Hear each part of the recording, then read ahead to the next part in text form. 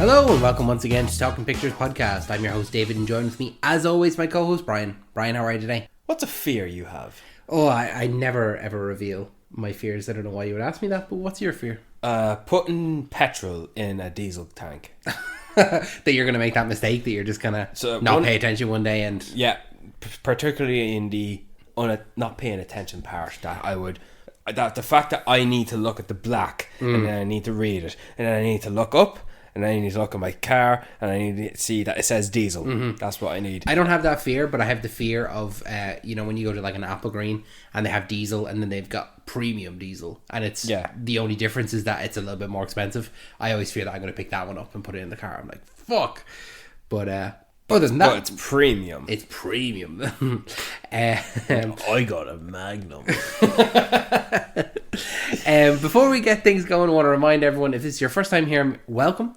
If it's not your first time, welcome back. But new episodes every single Wednesday. We have bonus episodes every other weekend. So make sure that you're subscribed to us on your favorite social media apps, such as Facebook, Twitter, TikTok, Instagram, LinkedIn, Letterboxd. We're absolutely everywhere. And make sure that you're subscribed to us on your podcasting app of choice, whether that be Apple Podcasts, Spotify, YouTube, wherever it is, we're there.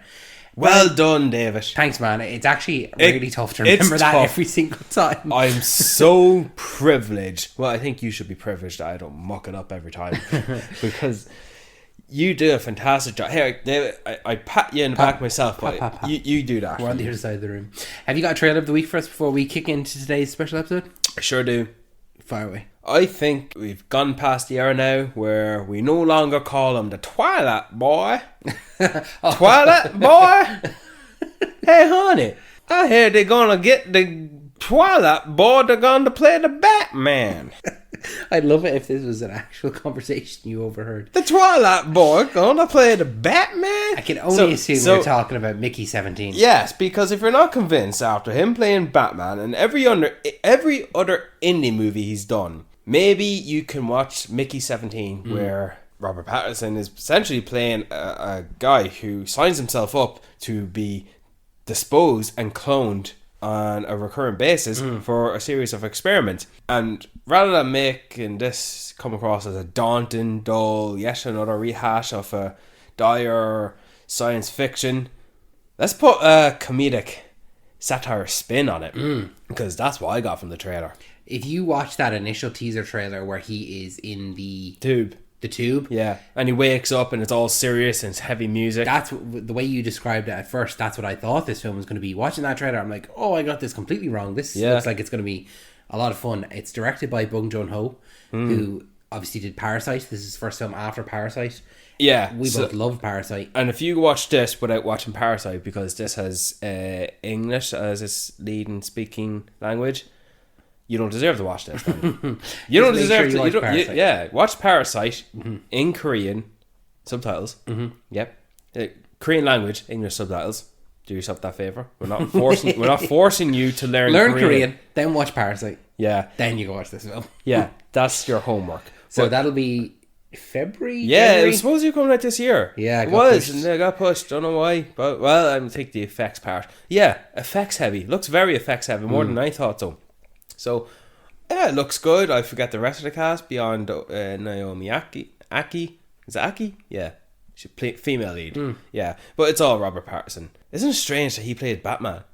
Yeah. I think it's strange because I would see him now as a more independent actor. Yeah. In terms of like doing this or like Good Time or... When you think Christian Bale, what do you think? When I think Christian Bale...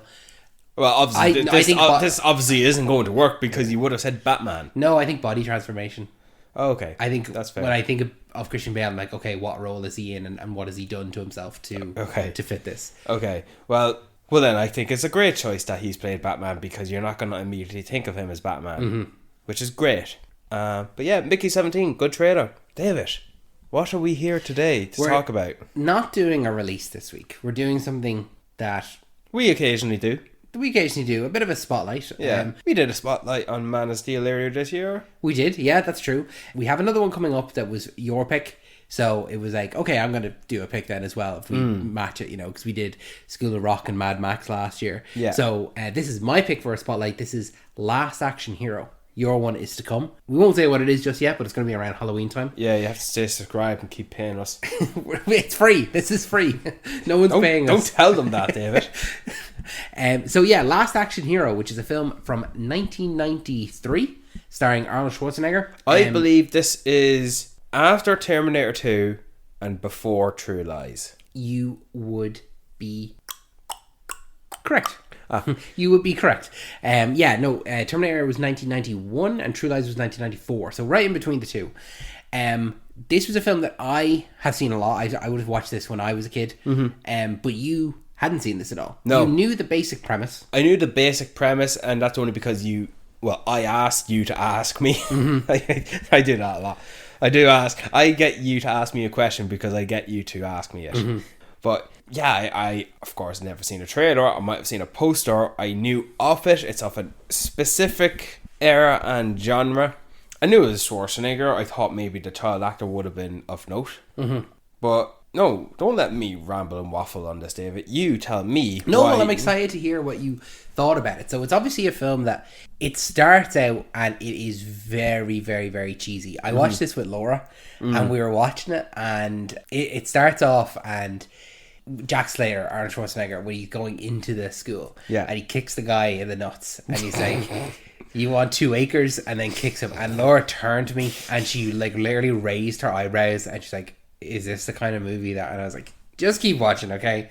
Just don't judge it on that. Yeah. Just wait. And then this is like referring a superhero movie to your hesitant grandfather who is just not in the world of that genre, and you need to pick the best one that would represent the genre. Yeah. You don't pick Ant-Man and the Wasp for that. No, yeah, absolutely. You don't get that to represent Logan or Endgame, you know? So when she turned to me, she's like, is this the type of movie we're watching? I was like, no. And I'm like, no, that's not the type of movie we're watching. But yes, it is the type of movie we're watching, but we're watching it for a very specific reason. And it's splits because down the middle. Splits it down the middle where, like, this is both a satire of this genre, but it's also, I think, a love letter to the genre as well. Yeah. And that's what I always really liked about it, that it comes at a time, 1993, so it's kind of after this whole 80s action hero and the phasing out of those, you know, the Die Hards or any of those movies starring the guys who would be in the Expendables, you know, like Demolition Man. Well, when they were younger.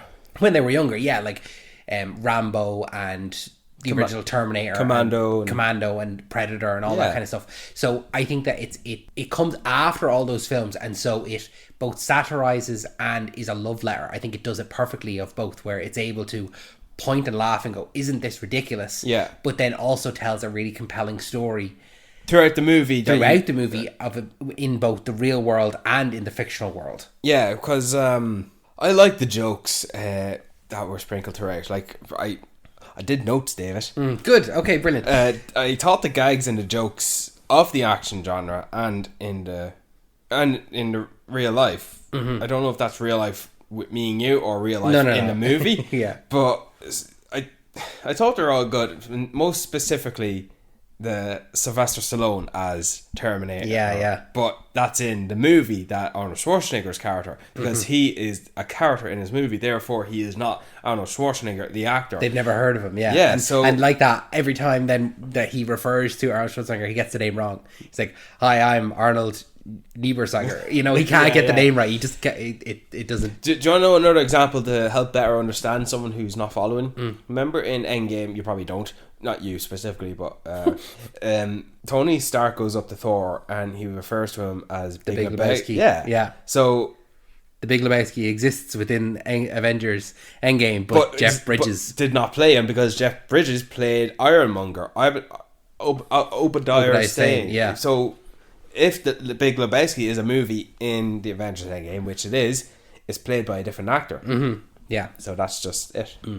But so I'm curious as to overall what you thought about it. Like, did you think how much did you know going into it of like was the main basic? I knew it was, well, actually I thought it was going to be entirely this kid going in to watch a movie and by some form of undiscovered, unexplored, untouched magic that the action hero in the movie comes out of the movie and into his real world. And I had previously thought it's because the kid is being bullied, or he's in danger, or he's faced some sort of harm, he's in trouble, or he's really at a low point in his life, and then comes this action hero coming out. Now what he really, I guess what Arnold Schwarzenegger should have been was a therapist. This is before I saw the movie, but like a therapist or a counsellor or a parental guide, but he's an action hero. So he's going to try and help, but all the wrong ways. Yeah, yeah. Like he's going, like if he's being bullied by these kids, Arnold Schwarzenegger is going to whip out his pistol and shoot them. If he feels down, like low self-esteem, or it needs to speak to someone, he's just, I don't know, a pat on the back. Is it? They're there now. Everything will be fine. Yeah. Now, this is what he was almost, I suppose, in your mind, that it was nearly like an action figure come to life as opposed to a... Yeah, but the action figure can only do the action figure type of things. Exactly, yeah, that he's a set amount of responses. Kind of, I think maybe what... a better way to describe it would be how the relationship between John Connor and Terminator in Terminator 2. Yeah, that is a more specific example, however done more humorously. Yeah. But that he's got those just specific responses, and he's learning from John Connor. Yes, he can learn, and he would learn, and he would not be stuck in that particular mindset. He's not code. I thought this movie was going to have more heart. Okay. I wanted more heart. I actually expected more heart in particular with him trying to help this kid. That's what I was expecting, the heart. Maybe I was seeking something out of Kindergartner Cop. Maybe I was looking for something in that, because he goes out to beat the father of because he's abusing this boy, and the boy's part of his class, and instead of continuing to beat him, he says, "Screw it, you're not worth it. I'm suing you." That's more responsibility. I was surprised that it was the kid going in the movie, being transported in the movie, and the kid trying to convince him that this is all a movie, so it's almost like in the opposite effect. You know, Arnold Schwarzenegger doesn't leap out of the movie all by his own understanding, as if, oh, this is weird, but okay. Yeah, so you were expecting the fish out of water story for Jack Slater, but it's actually more a fish out of water story for Danny, where he's placed in this world, and he's the one that's trying to convince, like, no, this isn't right, this isn't real. Yeah, he's the one that's out of his element, whereas it's perfectly Jack's element. He's the star of the show.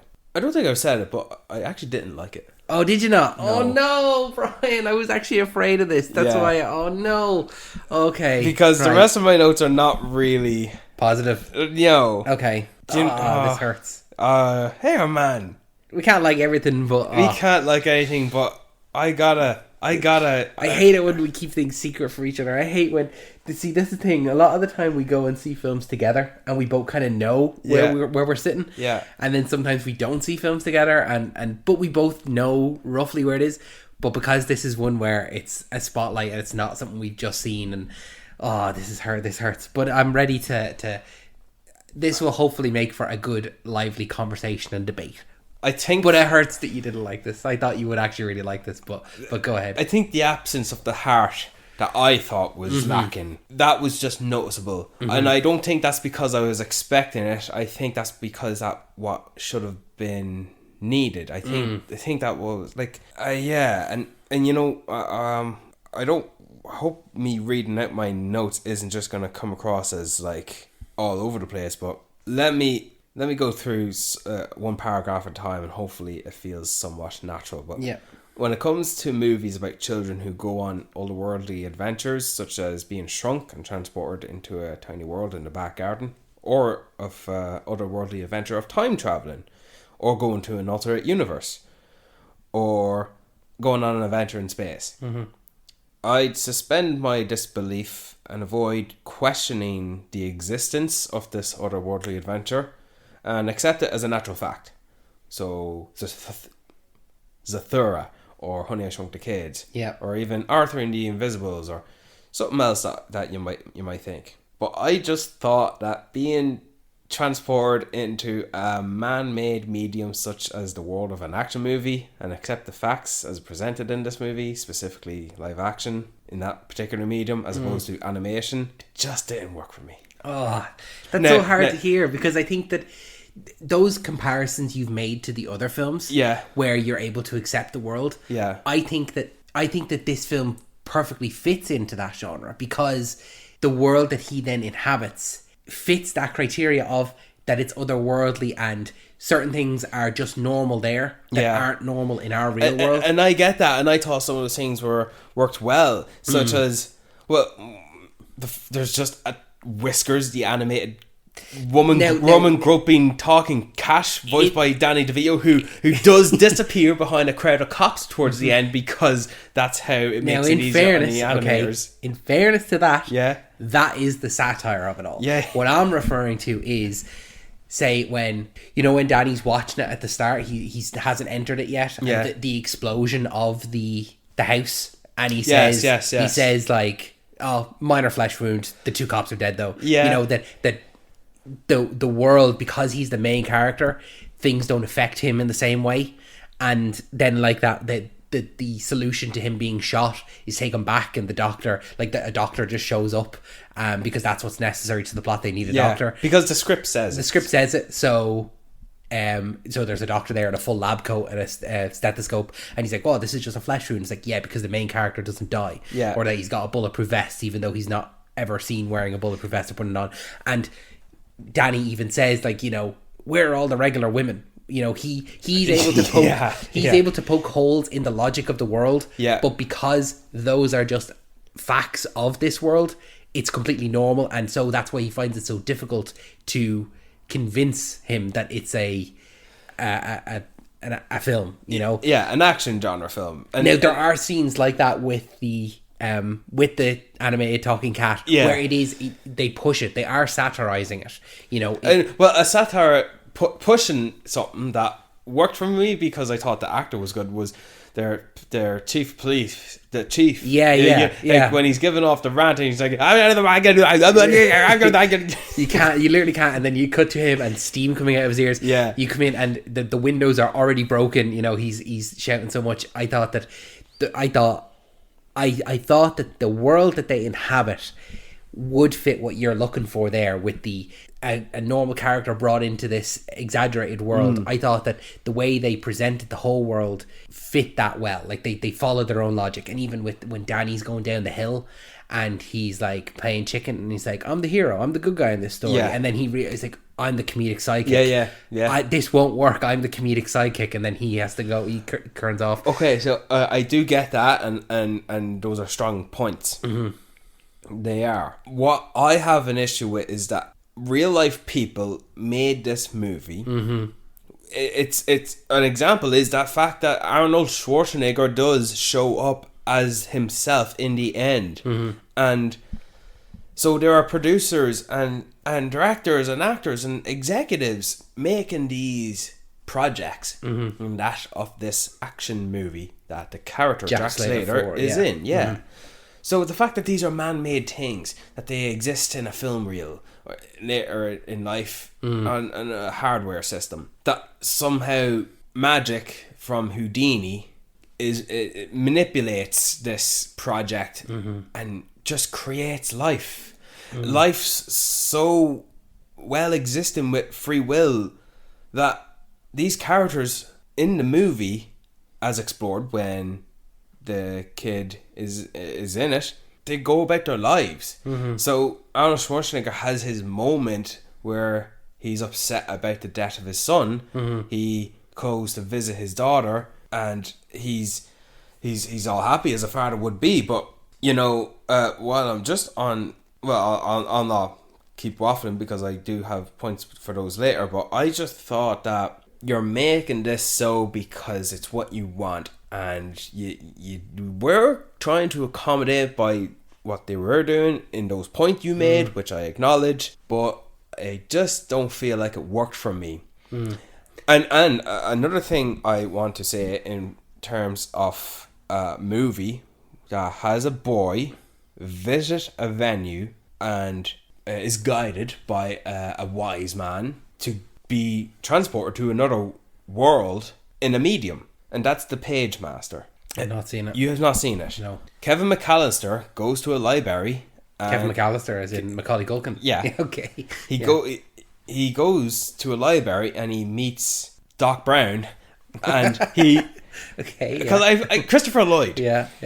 And I think it's been a while since I've seen the movie, but it's nostalgic for me. But the library floods, and he gets flooded in it, and he wakes up as a cartoon in one of the books he's reading, I think. And the characters he meets along the way are actual books with little arms and legs. A pirate book, so an adventure, and a horror book, and a fantasy book. So that's the closest thing I have to compare this neck and neck.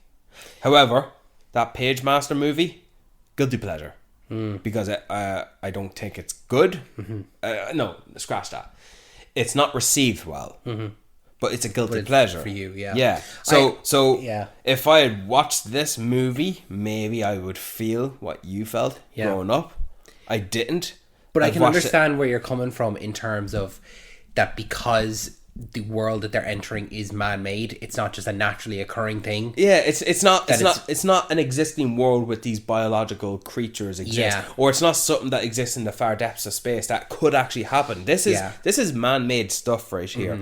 It's did you watch Wizards of Waverly Place? Yeah, when I was a kid. Yeah, well, they got transported into a movie, in a horror movie, in this one episode. This little guy in a little hooded thing, he's going after them. It's a horror movie, and they're in the movie, which is funny.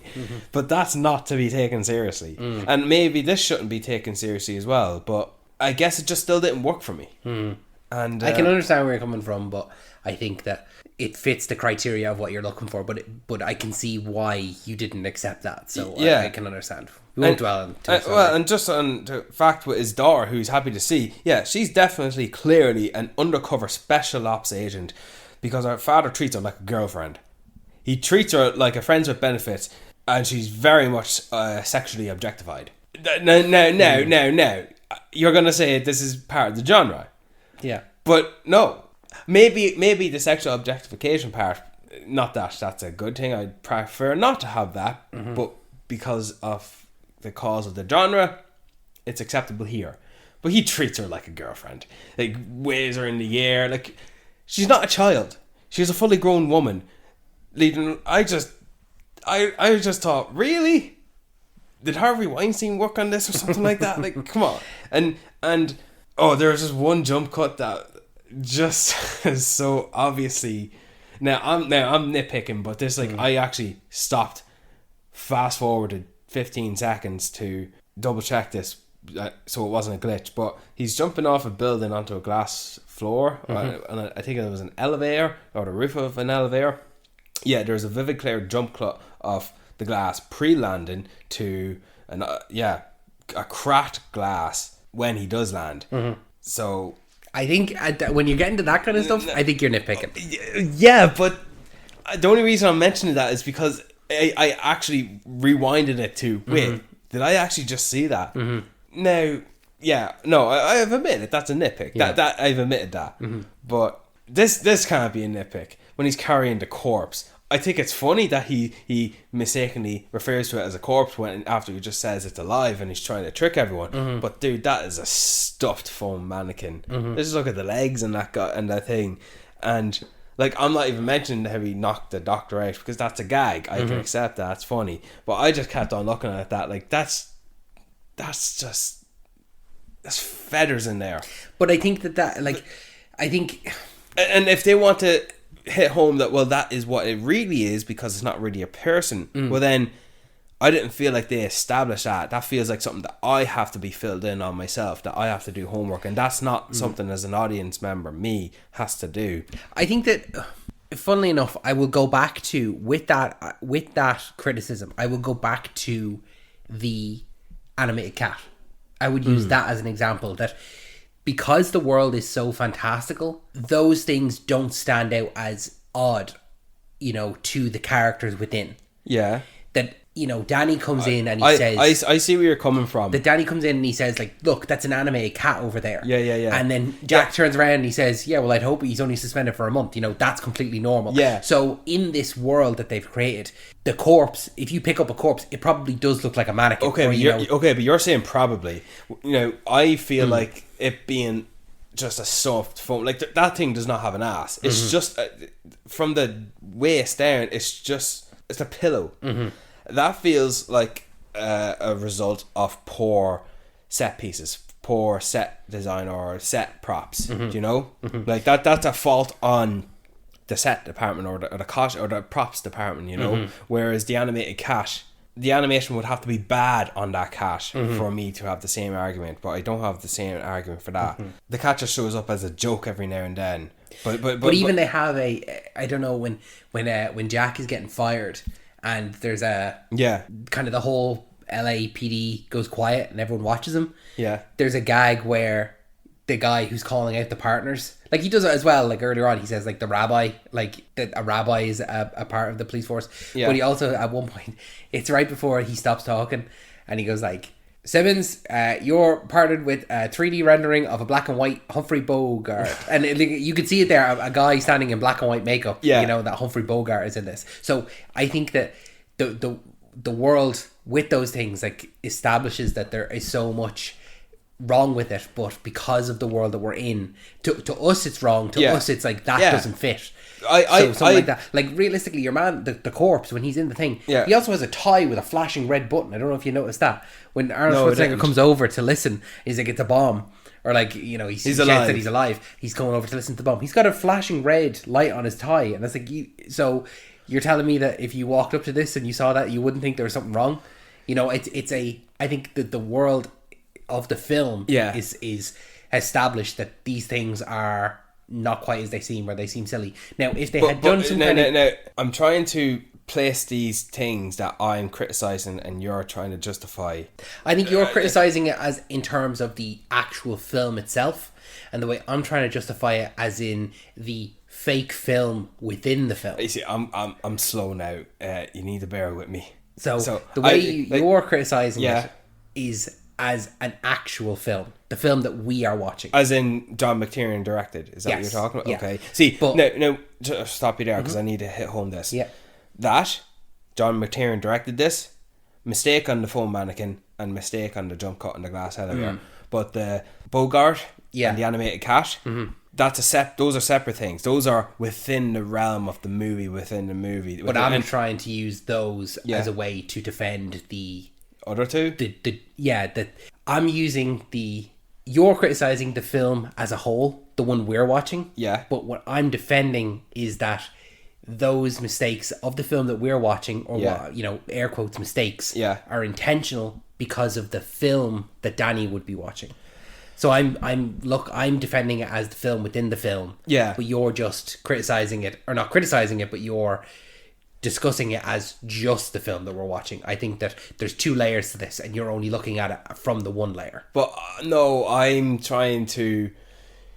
differentiating the cat and Bogart and whatever the police chief does, because that is what I would expect to be within the film that has Jack Slater. But the things that are, they're in the film of Jack Slater, but the blatant obvious jump cut and those are actual editing. Those are editing and set design mistakes that just, dude, come on. You did Predator and you did Die Hard. You can't defend them. No, I think that maybe I am coming from a position of defense, because I like the film. But I agree with your defense.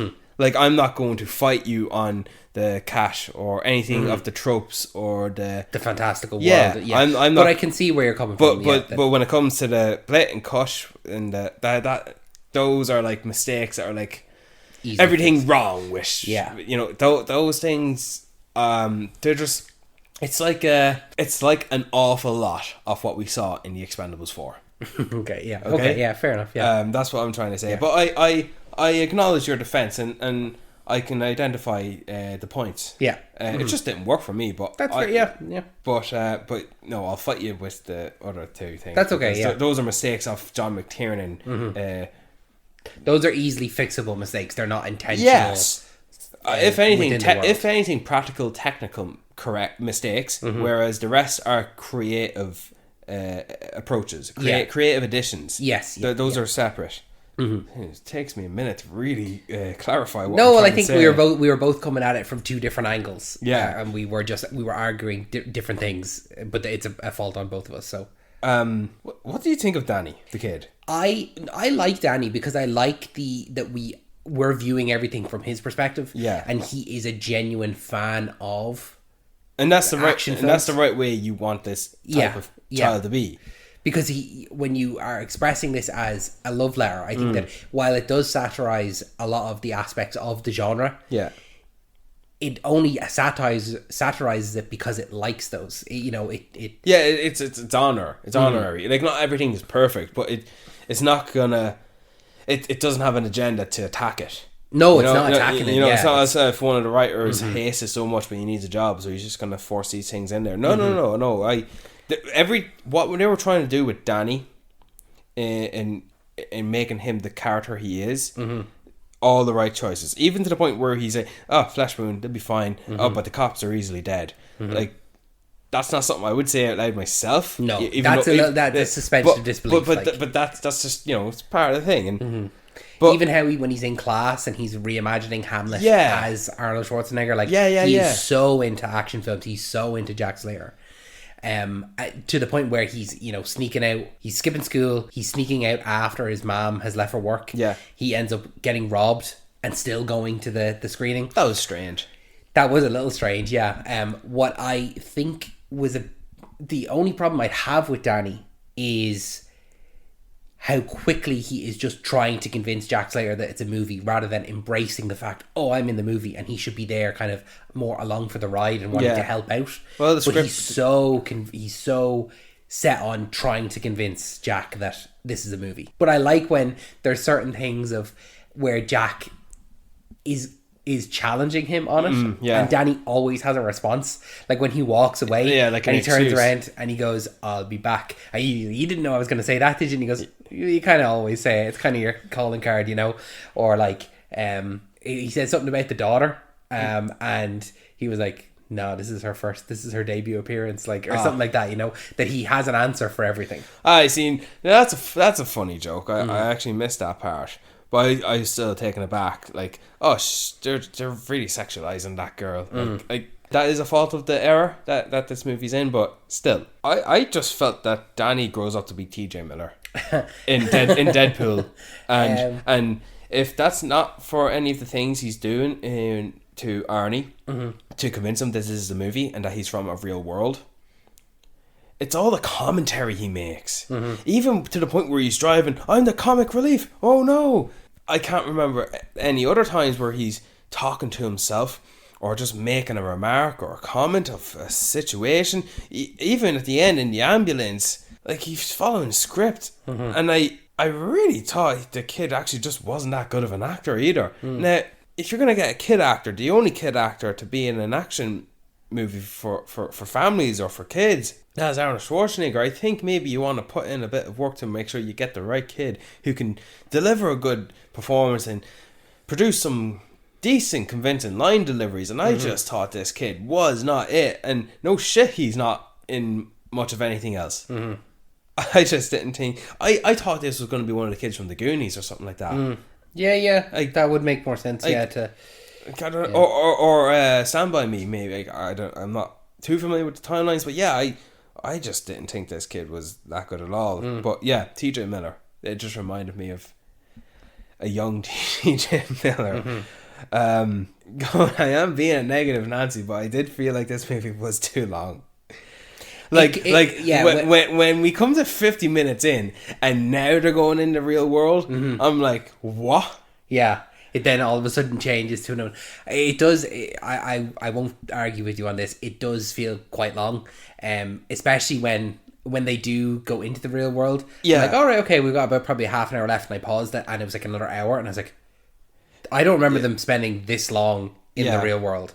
So it is long. Yeah, I'll give you that. I thought the bad guys were boring. Really? You didn't like Charles Dance? I like seeing a young Charles Dance. Now I have 2 movies that I can refer people to watch a young Charles Dance. This and Alien 3. Alien 3 more because he's a nicer guy. But yeah, I thought they were boring. And as boring as they were, I thought the Ripper guy was ugly as he was disgusting. Now that's the character, but Jesus. You didn't need to make him that rotten looking. I don't want Arnold Schwarzenegger, that profile of a man, to face off that cockroach. Just now that's a nitpick as well, but they really went all in with that disgust. I quite liked Charles Dance in that he evolves with the plot. You know, that it's not just that he is like the fact that he gets the ticket and then he's the one that exits the movie and enters the real world, and there's no real plan other than when he gets to the real world. That's when it's just like they've kind of stumbled upon going to the real world. But I thought that he was an interesting villain in once he gets to the real world and he has that monologue at the end. He's like, and it's that scene, you know, where he's walking along and he's finally in kind of a real unsanitized world, and the prostitute comes up and he's like, how old are you? Like, this is like, he's almost disgusted by the world, and he's the villain. That's like me and you looking at Hollywood, LA, New York movies, and we actually go to those places on a plane, and this is not what we're expecting. It's unhygienic, it's cramped, it's crowded. The fact it's all perfect in the movie. Exactly, and he's coming from that world. That's what that character has always experienced. When he stumbles across the guy who was killed for his shoes, and he looks at it and he's like, they killed him for his shoes. Like, this isn't... He's coming from a world where the good guys have a happy ending. Exactly. And he even says that later on, you know, when he is having his monologue and he's like, I came here and this is a world where the bad guys can actually win. I realized that we're in a movie, we're in a world where you're the good guy, you're going to win no matter what. Yeah.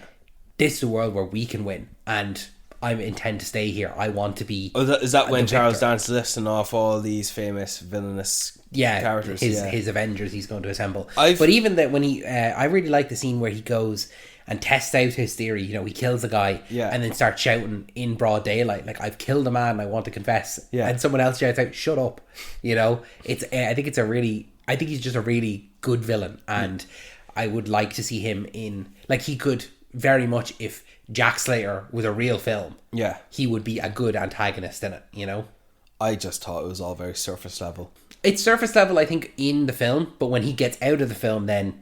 No, I still thought... You still thought it was surface level? The reason I've got... This is my next paragraph. The idea that this is a story about a boy who gets transported into a movie with his favourite action star, you'd forget about the concept of the narrative. I'm just picking fancy words. But the idea of a parallel world, which was the exact words mentioned, is forgetful until it's mentioned again, because the script calls for the dialogue to be said. The fictional characters in the movie doing the things which are unwitnessed by the real world audiences, such as Jack having a moment about his son, or things like them doing a washing or going to the toilet, or spending whatever time they do sleeping, because people sleep. That takes a few hours. So as if they've got free will, that it goes unnoticed. But I just didn't think it was executed with that in mind. I see where it was going for, where he's actually trying to test it out, shoot the guy, understanding there's a world that bad guys can win, that everything's unhygienic, that he doesn't need to always be the action hero star, that he can be. What did he call him when he had a long conversation with his mother? He made him into a dweeb, or like, he's not the... He made him into a... Because he talked to a woman rather than... I can't remember exactly what he says. He's turned him into a dork, or something like that. Just going over myself here, but I just didn't think that those approaches were fully... They were not in mind. That's what I mean. Like, it was all in surface level. Like, this is what we want, so just write it down, make it so, and have the actors deliver their lines. But it feels like I have to do the work to think of the idea of what this actually means for the people in the real world and these characters. a concept that is just too far out there, far out there than time travel. I believe I would accept time travel much more easily than something like this. And Jack Slater acknowledging in his revelation that he's imaginary and that his dead son isn't real, it just feels like it was said and concurred to be a fact, and that's it. It didn't feel like what that really means to be real and to be imaginary. It doesn't feel fully thought through beyond what the script had written it so. And what it was written was what we got, and it just feels very much untapped, and I don't feel like I am nitpicking on that, because like, people were not idiots back in the 1990s. We've had Terminator movies, we had creative movies that were well thought out, and this, because you have such a concept like this, and that's live action, you're just gonna not think about the real ramifications of the real world people and the real existential crises that these fictional characters can have. Yeah. And just one last thing. Sorry about Charles Dance being able to just enter this world without the aid of someone like Danny, which Jack Slater had, going through the world no bother. Yeah, he just got used to it too easily. It's like that's like me going to another planet in another galaxy and getting a sense of what the law and crime is here, and I can just I can dig with this. That's not a bad comparison, but it's, what else can I compare this to? Well, yeah, okay. Let me take what you're saying. I'll work backwards. That whole thing about with Charles Dance and his character not thinking that he understands the world. Yeah, he doesn't understand the world. That's the thing, is that he's limited to his character. You know what he's been written. Yes, he's been written to be intelligent or cunning. So he's naive. Then. He's naive in this real world. Absolutely. Like, if you go around, you're not going to be the villain. You are going to be caught. He's getting away with it now because it's the middle of the night. Yeah, you're going to be defeated. You know, he will eventually be defeated. It's not as simple as he thinks it is. He thinks that don't forget as well, right? At first, he just thinks that this is parallel worlds. He doesn't know that he's a fictional character. It's not until a little bit later does he realize that, he comes from a movie. He thinks that he's just this is a parallel world. He thinks he's just as real as everyone else. So I think he is naive in that, and he eventually would be caught. I understand what you're saying there about, like, he doesn't have a Danny to explain the world to him or anything like that. Yeah. But I think that because he doesn't have that, he gets this grandiose idea of what he can be in this world, and had Jack not stopped him, he would have been brought down. He would have been stopped. Just, the next day. Not to just force this every time I can, but you are reminding me of Help I'm a Fish. And then the other thing, I agree with you that Jack's existential crisis of him being a fictional character, and it's like, okay, if I'm a fictional character, why would someone write me to have this trauma and kill my son and do these bad things to me? And that's the issue I have with man-made things coming to life like so. Like, I have trouble believing that more than the toys just being alive in Toy Story. I accept the toys being alive as a fact, and that's just it. And it's animated. But see, if you're going to use that example, then Jack is how Buzz is in that first movie. That he believes everything that he's been programmed to believe, that all this backstory is real. It's just that we don't get to spend that time with Jack after this, where he has changed. Now, I think... I agree with you there. Yeah, I see where you're coming from. I'm not denying that. I don't think that was... Well, maybe it was in the movie, and then he crossed into the real world, but I just thought it was more entertaining in Toy Story. Of course, yeah. That's probably unfair. Well, with Last Action Hero, when he does have his existential crisis, what I would have liked to see is have him be a little bit disheartened, and him kind of have, extend that existential crisis. Yeah. Have him say, well, if I'm not real, then everyone that I've been saving isn't real either. So why would I save anyone? Why would I bother? And have him maybe kind of be disheartened and not want to save anyone. And then later on kind of realize that, well, to me, they're real. And to me in this world, they are real. And saving them is the right thing to do. And that's his character, that he does the right thing. And maybe he doesn't go about it the right ways, but he always gets the job done and he saves the day. And I would have liked that he comes to to himself, that it's finding it within himself, that it's not how maybe it is how he's written, but it's how he perceives himself, that this is the right thing to do, whether I'm real or they're real or anyone's real or not. Yeah. It's the right thing to do to save the people because that's who I am. And so I think you're right. It with his existential crisis, it is very surface level. But I think that's a fault of how long the runtime is and how long it takes for them to get to the real world. Because I think maybe if it had all stayed within the movie, then you could do it. But I don't think you can have the movie and the real world and the existential crisis fully explored, because if you're only going to be in the film for half an hour, what's the point in going in at all? It's fairly equal. It's an hour each, really, of being in the film and being in the real world. So I suppose the question is, like, would you rather just all take place in the film or have him come out of the film and it all take place in the real world? That brings up another question that I've often had trouble to clarify, and that is movie runtimes. I had no problem with the length of Killers of the Flower Moon. Why? Because I was invested and engaged thoroughly. I was not here. And because I wasn't here, the movie felt long. It felt like a slog. Yeah. And therefore, it doesn't matter what you do, whether you commit to the most of the movie or all of the movie, either in the real world, where Jack Slater comes out of the movie to visit, or entirely in the movie where Danny goes into the movie, and that's where we spend most of the time, and it's him trying to get back. It doesn't matter if you do one or the other, or half it like this movie did, or 2/3 or 70-30 it. I just thought it was boring. And if you want to explore that existential crisis of him discovering he's imaginary, yeah, I would rather that. What you said, I want that, because that is better. That's more of what I want, and that generates more heart and more of a creative tug, a tug to keep me invested. I'm engaged in this now. Where are the stakes in the mentality of this character? And you can have time to put that in if you take minutes out of this movie as it is, or not. It's 2 hours and 10 minutes. It could be 2 hours 10 years. It can be 2 hours and 30 minutes. And if it was a better written, better edited, better shot movie, it can do that. I refer to Killers of the Flower Moon. Kept me engaged because it was good.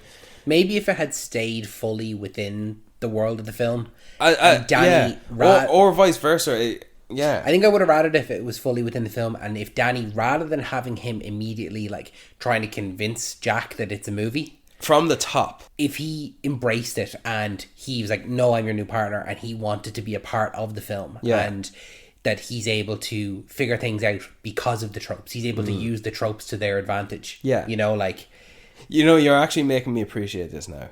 This movie. Well, this is a fictional. This is a potential. Like if it had just been that. But concept wise, you are making me appreciate it more, and therefore you're making me want to seek out other movies that I've mentioned in this episode, and that I want to seek out. So I didn't hate the movie. It just didn't. Maybe I didn't like it, but it just didn't work for me. That's fair enough, and you're not the only one. I don't know if you've seen the Rotten Tomato scores and stuff. Like, it wasn't. I checked after I saw the movie. Yeah, it's not. It's not very well received, and I think for those reasons that you've expressed, maybe so. Now it's. For me, it's one of those films that is like, when did you see it? I saw it just yesterday. Yeah, I know, but you're 27. And I'm seeing it when I'm, 13, and I'm into those action movies, and this is a satire on it, and this is something different. This isn't just a regular action film, even though it is an action film, but there's a little bit more to it. Yeah. So that's why I always liked it and hold it. We all have our things that we want, that we hold close to our hearts. I just wanted this movie to have warmth and heart, and what little there was here, I wanted more, and that's what I thought it was going to be. And like I said earlier, with something kindling the relationship between John Connor and the T-800. T-800, yeah. And you can refer to Kindergartner Cop in that movie as well, and how he's trying to protect these kids. So I was looking for that here and just didn't get it. And essentially Danny, as a lonely boy who gains a friend who is ultimately not real. That's a good concept, but I've already gone over why I felt like it didn't work for me, and you've defended why it does work. And well, I can admit to myself that WandaVision did this better. One last question. Death. What was that about? When death entered it, yeah. I don't know. That's questionable. It doesn't. It just kind of. The fact that a fictional character, a man-made piece of art, enters the real world and has the full powers of death itself. Yeah. That he is able to inform Danny that he dies a grandfather, and he just checks out what they're doing because he's curious. But yeah, they needed someone to tell him that there's the other half of the ticket, and I suppose they didn't. No, they needed to get the other half of the ticket. They weren't going to figure it out on themselves. They should have, but they needed some way. And I think that they could have wrote literally Danny finds the ticket. Yeah, it's definitely a strange addition to the story, because it doesn't serve anything other than him coming in and telling him where the ticket is. Do you know what it does serve? It serves us and this podcast and me referring listeners to go check out our episode Always Old Actors. Yeah, because talk about Ian McKellen. Because Ian McKellen looks old here as he does now. Maybe shake off a few years. A few wrinkles. A few years, few wrinkles. But yeah, I just thought, what are we doing here? Why did he touch the cop who was eating the donut? Was he curious about that? Did he decide to just take a life from an actual real living person, or was that a joke? I think that when it comes to death, when it comes to incarnations of death, it's not so much death going around and choosing who dies. It's him being he is the, how do I say this? Like, he is the herald of death. More so than he is death, he's the herald of it. He brings it there, and it's like, oh, it's your time. I'm here now. He's like the escort. He's the escort. He's like the conductor of a train, and the train is unstoppable. Yeah, he's the conductor of the orchestra. He is there at the top, and he's like the fisherman, the ferryman. Exactly. Yeah, this is more of fisherman, the ferryman. He's more of a ferryman. He's coming, and this is this guy's time, and I'm here to now make it so. It's not like he's going and he's decided, this guy here is going to die. This is his time. Imagine if I died and I woke up and I meet the fisherman. The fisherman. Yeah.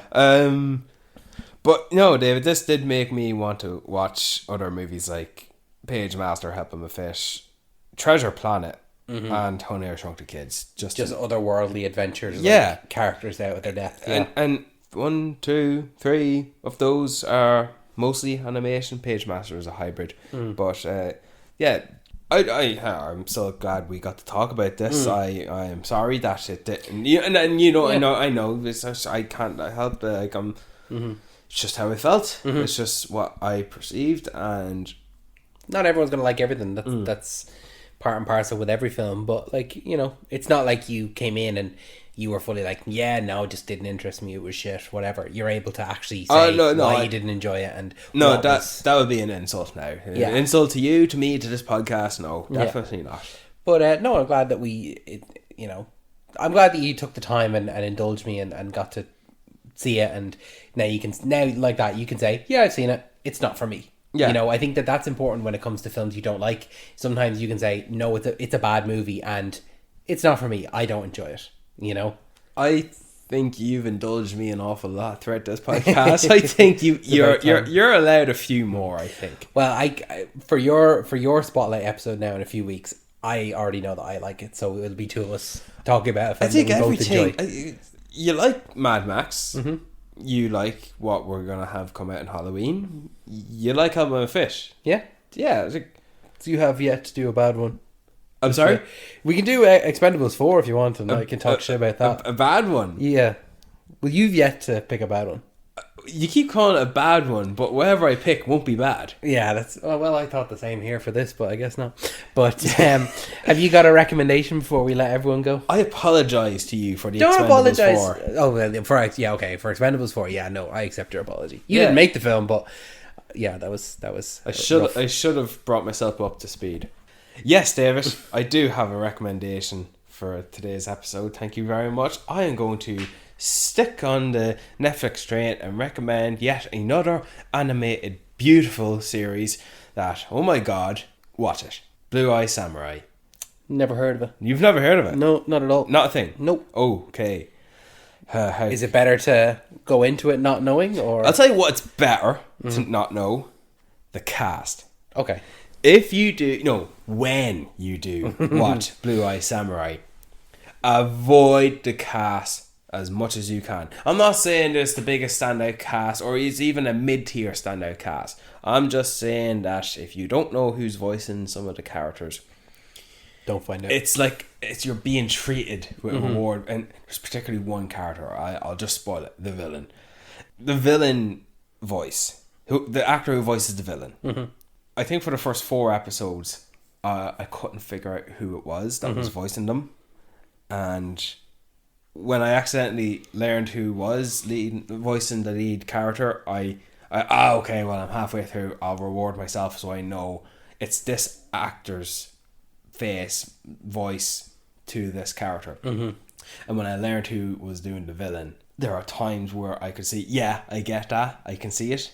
But then other times, no. Really? Really? So, Blue Eye Samurai is set in, was it feudal Japan? Shogun era. And we are following this Honore, I think it's called, just a samurai without a master. That's called a Ronin, but this character is not a Ronin. And this character is on a quest for revenge for a very particular reason. The character is the title says Blue Eye Samurai. Can you guess why? Yes, he's looking for a blue-eyed samurai. Probably someone that killed his family. Yeah. I'm just acknowledging what you said. Okay. I'm not agreeing or disagreeing. Okay. The sidekick. Big, lovable, cuddly sidekick. And I think they've room yet to explore the emotional tug that what this character is. You just have to take my word for it, David. Yeah. This beautifully animated show, this sexually graphic, violently graphic show holds no punches. It tugs at the heart. It plays with your emotions. The violence, the choreography in this animating, the choreography, David. Yeah, you gotta watch it. It's only 8 episodes. Season 2 is confirmed. We probably won't get it until 2025, 2026. And I think if you're gonna watch Shogun, watch this next. Okay. Or vice versa. If you feel like you're in the mood. Just stay in that world. Just stay in that world. I get you, yeah. And the beauty of crafting a samurai sword as well. I just like the executions of it all. And it's one of the most likable protagonists in quite a while. And flawed as well. We love our flawed characters, don't we? And you've never heard of it? Nope. Yeah. Not don't even look at the profile page. No, just play it, watch it, and see what you think after episode 1. Okay. Do you have a recommendation for this? I do. See that, Dave? I asked you. You're very good. You're very good. Very simple one. Interstellar. Saw it there again in cinema. They did a release for the 10th anniversary. Went with good friend of the show, Callum. Our good friend. Well, he's our good friend and a friend of the show, Callum, and his lovely girlfriend Nicole. And it was their first time seeing it on the big screen. Well, Callum's first time seeing the big screen, her first time seeing it at all. And all three of us enjoyed it. We enjoyed it so much we were like standing in the car park for, like, say, about half an hour afterwards. Oh, it was one of those conversations. It was one of those, and this is at like 11:30 at night. Like this was a good long conversation. And Interstellar. Like if you haven't seen it, see it, and if you've seen it, watch it again. Like if you know, you know. If you're going to die without watching Interstellar, you've done a disservice to yourself. It's one of those movies that, when you those lists of 1,001 films to see before you die, that is one that's like top 10. Yeah, and then there might be some people who would say, I'm not going to watch this just because a list tells me to. I'm telling you that. For example, I'm not going to watch Baby Reindeer because everyone says it's the greatest thing ever and it's the shit. That's recency bias. I'm not going to do that. I'm not going to let that thing manipulate me. But I will bring forth justification that Interstellar needs to be watched because it could be my favourite Nolan movie. Yeah. I'll just not it's in the argument. Yeah, for I'll it. just not say Oppenheimer because that's just very recent, and I'll even acknowledge Oppenheimer is the award winner for picture of the year. Interstellar is not, but I like Interstellar more, and it was in the Matthew McConaughey Renaissance, so that was just ripe for the taking. So that's a good choice. Thank you so much for joining us for this episode of Talking Pictures podcast. We've new episodes every single Wednesday, as well as bonus episodes every other weekend. So to make sure that you never miss out on any of those, make sure that you're subscribed to us on your podcasting app of choice, whether that be Spotify, Apple Podcasts, YouTube, anywhere that you get podcasts, we are available. Make sure that you're following us on social media, whether that be TikTok, Instagram, Facebook, LinkedIn, Letterboxd, absolutely everywhere, TikTok. It's all down in the description down below. So if you're looking to find us, we're down there. Any final words, Brian, before we let these people go? We'll be back. We'll be back. Thanks, Brian.